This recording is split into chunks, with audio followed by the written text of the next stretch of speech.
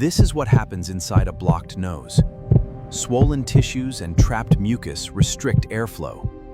No wonder breathing feels difficult. आइए दोस्तों, आज हम मिलकर रबर नीति का अभ्यास करेंगे।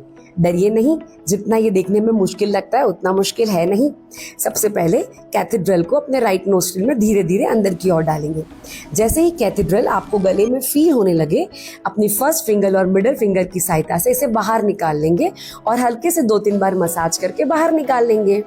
राइट साइड से अभ्यास करने के बाद अब हम इसका लेफ्ट साइड से अभ्यास करेंगे। उसी प्रकार से कैथेड्रल को धीरे धीरे लेफ्ट नोस्ट्रिल में डालेंगे। डरिए नहीं, ये कहीं पे भी जाके अटकता नहीं है क्योंकि और कोई पैसेज है ही नहीं। जैसे ही नोस्ट्रिल में डालेंगे ये गले में से बाहर निकल आता है।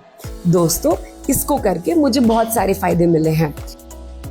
Headache, migraine, sinusitis, cough and cold, आप भी ट्राई करके देखिए।